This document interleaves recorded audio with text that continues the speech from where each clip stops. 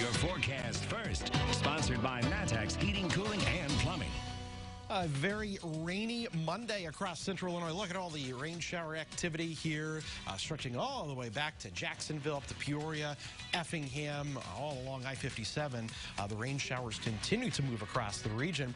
And it's not just the rain as an issue today. The winds are really strong. 36-mile-an-hour gust right now in Champaign, 35 in Springfield. The temperatures are nice, though, in the mid-50s right now. And you can see the raindrops on our Neal Street camera. Wet pavement out there, the rain, the wind continuing. We'll talk about when the rain will come to an end when we come back. WCIA 3 News starts right now. Now from WCIA 3 News. One restaurant owner is facing charges, what he's accused of doing to an employee.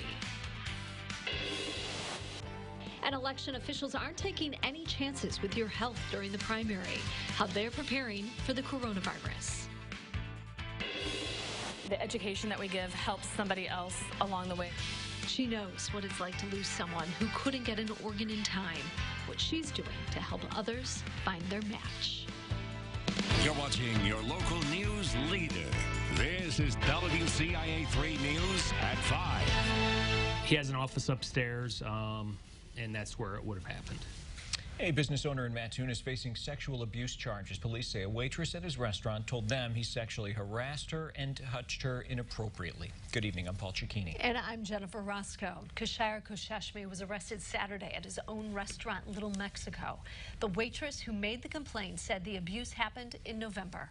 WCIA 3's Courtney Bunting live in our newsroom. So, Courtney, why is he just now being charged? Well, Jennifer, police told me they interviewed a lot of other female employees to make a case. Many of them agreed that Kosheshmi was the type of person who would do this. This employee had only worked at the restaurant for a month when she says he touched her, but she told police she had been sexually harassed repeatedly during that time. She said Kosheshmi touched her inappropriately in his office on the second floor of the restaurant.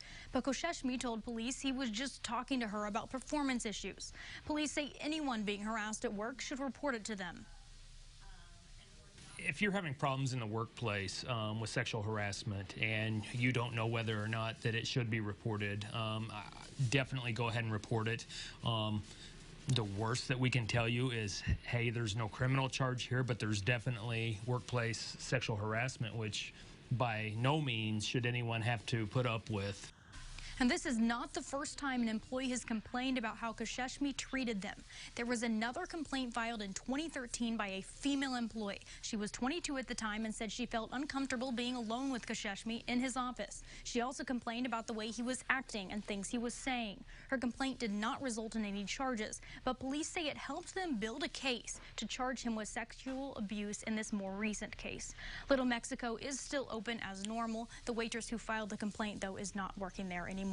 Reporting live in the newsroom, Courtney Bunting, WCIA 3, your local news leader. Courtney, thank you so much. Champaign police are investigating after catalytic converters were stolen from U-Haul trucks. It happened overnight at the U-Haul on East University Avenue near North 3rd Street on February 28th. Police say 3 catalytic converters were stolen. It cost around $1,200 to replace them on each truck. Police say this type of crime is happening more frequently. We've had a increase in scrap metal being stolen off properties, so the catalytic converters, that's what people look for, something easy to take off, and they can resell them or recycle them. They're telling business owners if they have cameras, make sure they're on, pointed toward their property, and have a clear view. If you have any information about this crime, call Crime Stoppers. Now an update on the coronavirus. A woman who may have tested positive took an Amtrak train from Chicago to St. Louis. The woman flew into O'Hare from Italy and later tested presumptive positive for the virus. She's still waiting for results from the CDC. The route ran through Bloomington and Springfield.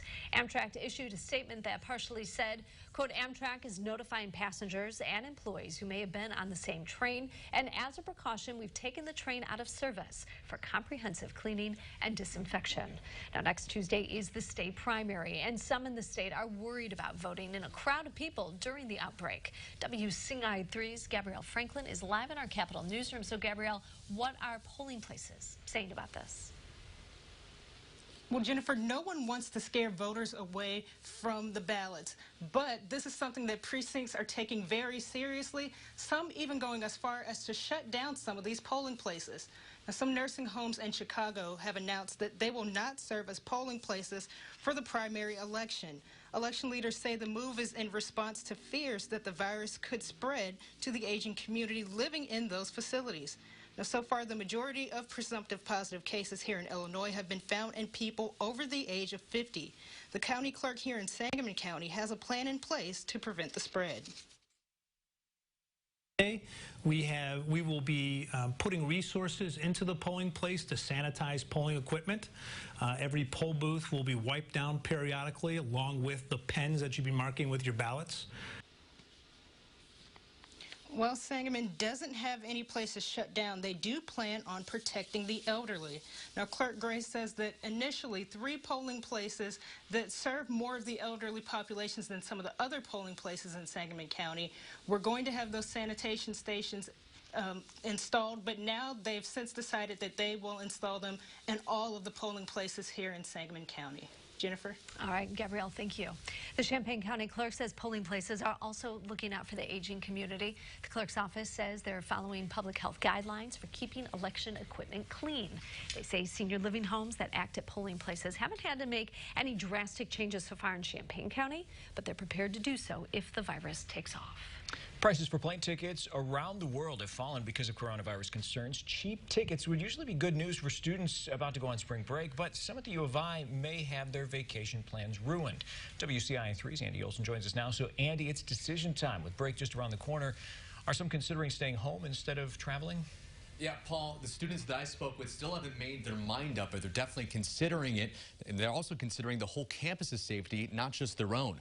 Out of an abundance of safety, the school itself announced they had canceled all university-sponsored trips, but students and other RSOs have their own decision to make. The Illini Boxing Club has plans to have 40 people go to Atlanta for the national tournament over break. They say there is a possibility their trip may be canceled. The club president says the athletes who prepared all semester would be incredibly disappointed.